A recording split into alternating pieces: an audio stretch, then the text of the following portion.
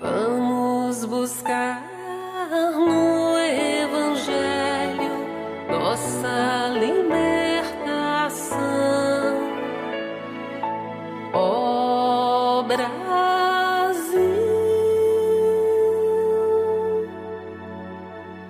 pátria amada do nosso coração.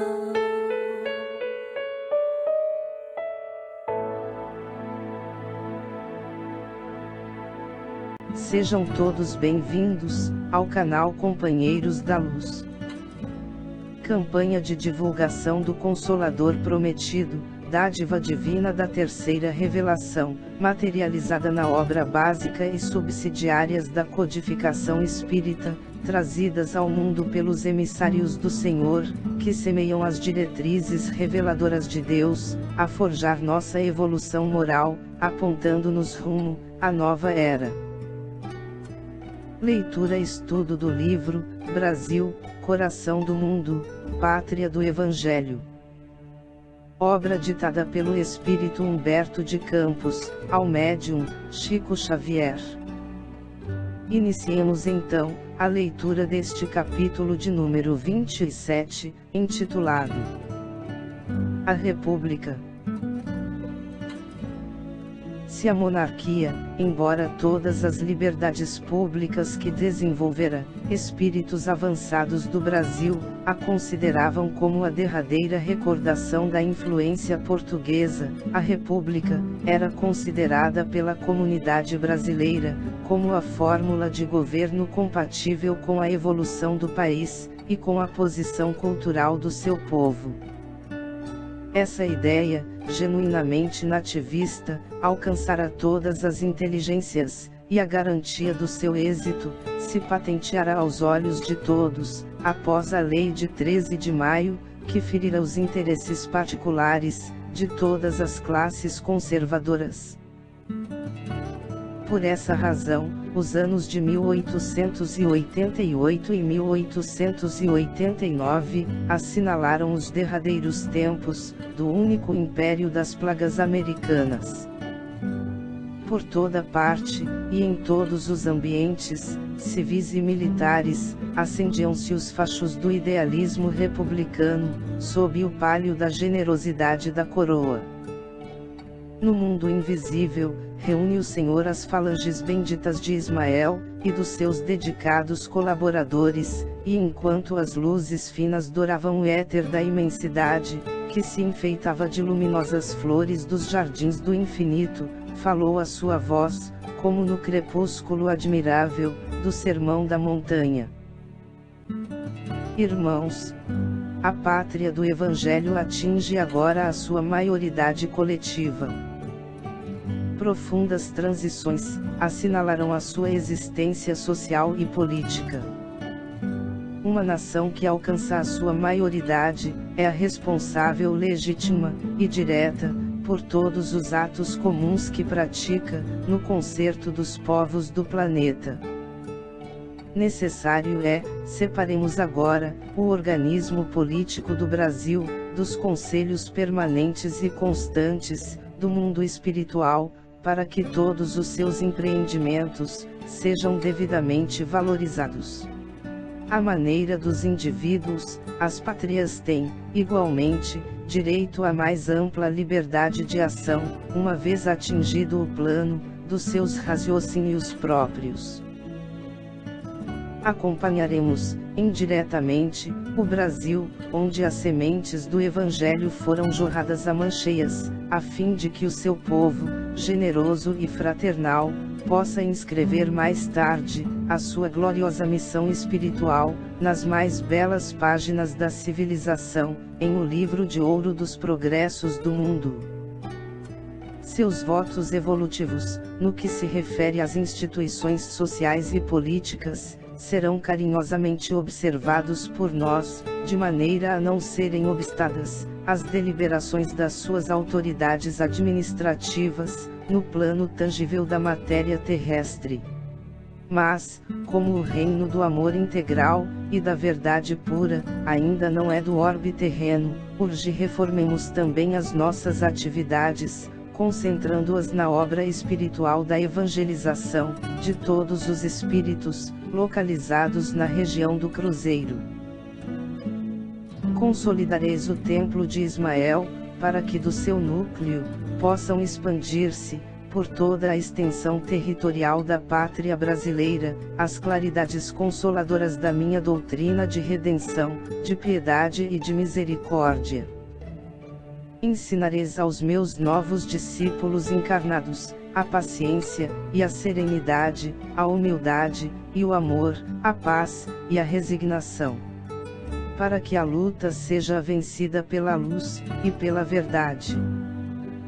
Abrireis para a caravana do Evangelho, que marcha ao longo dos caminhos da sombra, a estrada da revolução interior, cujo objetivo único é a reforma de cada um, sob o fardo das provas, sem o recurso à indisciplina perante as leis estatuídas no mundo, e sem o auxílio das armas homicidas. A nova revelação não é dada para que se opere a conversão compulsória de César às coisas de Deus, mas para que César esclareça o seu próprio coração, edificando-se no exemplo dos seus subordinados, e tornando divina a sua imperfeita obra terrestre. Conduzireis, portanto, aos meus discípulos encarnados, o estandarte da fé e da caridade, com o programa da renúncia, e do desprendimento dos bens humanos, dentro dos sagrados imperativos, da sua grandiosa missão. A proclamação da República Brasileira, como índice da maioridade coletiva da nação do Evangelho, há de fazer-se sem derramamento de sangue, como se operaram todos os grandes acontecimentos que afirmaram, perante o mundo, a pátria do Cruzeiro, os quais se desenvolveram sob a nossa imediata atenção. Doravante, o Brasil político será entregue à sua responsabilidade própria. As transições se realizarão acima de todos os cultos religiosos, para que todas as conquistas se verifiquem fora de qualquer eiva de sectarismo. Os discípulos do Evangelho sofrerão, certamente, os efeitos dolorosos da borrasca em perspectiva. Estaremos, porém, apostos, sustentando o Brasil espiritual, que, de hora em diante, passará a ser o nosso precioso patrimônio. Articularemos todas as possibilidades e energias em favor do Evangelho no país inteiro, e a obra de Ismael derramará as bênçãos fulgurantes do céu sobre todos os corações, na estrada de todos os felizes e de todos os tristes da terra.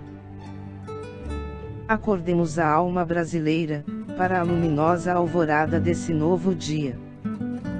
No capítulo das instituições humanas, os esforços que despendemos até agora estão mais ou menos encerrados. Compete-nos, todavia, em todos os dias do porvir, conservar e desenvolver a melhor parte, espiritualizando essas mesmas instituições, dentro das grandes finalidades de todos os trabalhos, das esferas elevadas do plano espiritual. Bem-aventurados, todos os trabalhadores da seara divina, da verdade e do amor, pois deles é o reino imortal da suprema ventura. As falanges do infinito, sob as bondosas determinações do Divino Mestre, preparam então o último acontecimento político, que se verificaria com o seu amparo direto, e que constituiria a proclamação da República. Todas as grandes cidades do país, com o Rio de Janeiro na vanguarda, se entregam à propaganda aberta das ideias republicanas. Os espíritos mais eminentes do país preparam o grande acontecimento. Entre os seus organizadores, preponderam os elementos positivistas, para que as novas instituições não pecassem pelos excessos da paixão sanguinolenta, dos sectarismos religiosos, e, a 15 de novembro de 1889, com a bandeira do novo regime nas mãos de Benjamin Constant, Quintino Bocaiúva, Lopes Trovão, Cerzedelo Correia, Rui Barbosa, e toda uma pleiade de inteligências cultas e vigorosas, o Marechal Deodoro da Fonseca proclama inopinadamente, no Rio de Janeiro, a República dos Estados Unidos do Brasil. O grande imperador recebe a notícia com amarga surpresa. Deodoro, que era íntimo do seu coração e da sua casa, voltava-se agora contra as suas mãos generosas e paternais. Todos os ambientes monárquicos pesam esse ato de ingratidão clamorosa. Mas a verdade é que todos os republicanos eram amigos íntimos de Dom Pedro. Quem não lhe devia, no Brasil, o patrimônio de cultura e liberdade? Os instantes de surpresa, contudo, foram rápidos. O nobre monarca repeliu todas as sugestões que lhe eram oferecidas pelos espíritos apaixonados da coroa, no sentido da reação. Confortado pelas luzes do alto, que o não abandonaram em toda a vida, Dom Pedro II não permitiu que se derramasse uma gota de sangue brasileiro, no imprevisto acontecimento.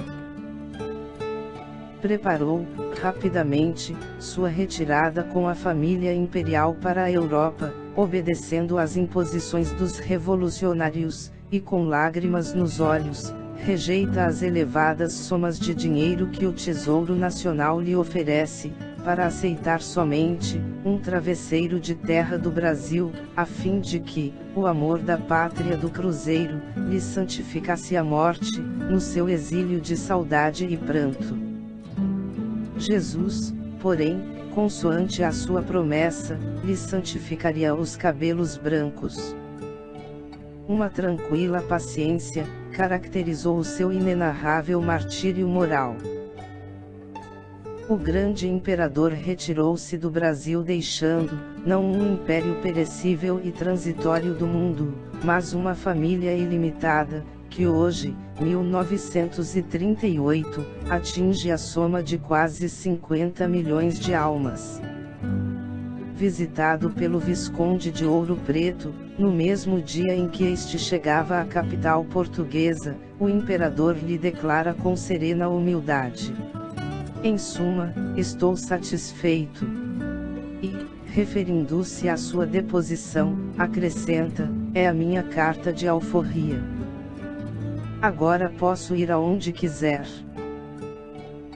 Naqueles amargurados dias, o generoso velhinho se encontrava às vésperas do seu regresso à pátria da luz e da imortalidade. No Brasil, iam ser continuadas as suas tradições de amor e de liberdade, pelas forças militares, que, a seu turno, as entregariam aos grandes presidentes paulistas. Nunca, a sua figura de chefe da família brasileira, foi esquecida no altar das lembranças da pátria do Evangelho, e não foi só o Brasil quem lhe reconheceu a inesquecível superioridade espiritual. Conta-nos Múcio Teixeira, então cônsul-geral do Brasil em Caracas, que ao chegarem até lá, as notícias dos acontecimentos de 15 de novembro, desenrolados no Rio de Janeiro, ao entrar no Palácio do Governo da República Vizinha, ao qual, logo depois, solicitou o seu exequatur, o Dr. Rojas Poole, eminente político sul-americano, encaminhou-se ao seu encontro exclamando: "Senhor Cônsul-Geral do Brasil, peça a Deus que a sua pátria, que foi governada durante meio século por um sábio, não seja doravante levada pelo tacão do primeiro ditador que se lhe apresente." E abraçando-o, sensibilizado, concluiu: "Acabou-se a única república que existia na América, o Império do Brasil." Chegamos ao final deste capítulo. Não percam o próximo de número 28, a Federação Espírita Brasileira. Muito obrigado, Boa reflexão, que Jesus abençoe a todos.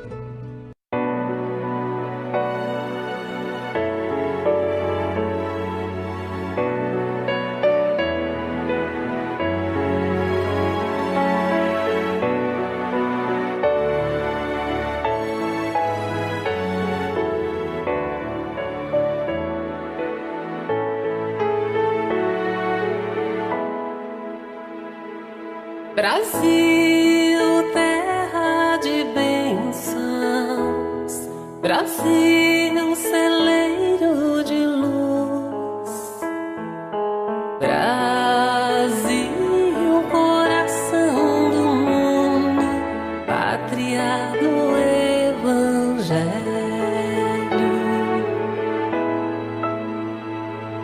Brasil, reconstrução,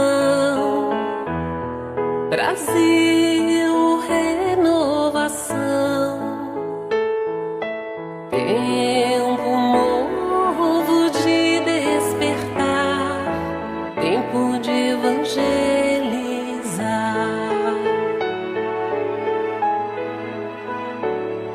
Bela é a vossa gente, buscando resgatar um passado cheio de erros, no presente a trabalhar.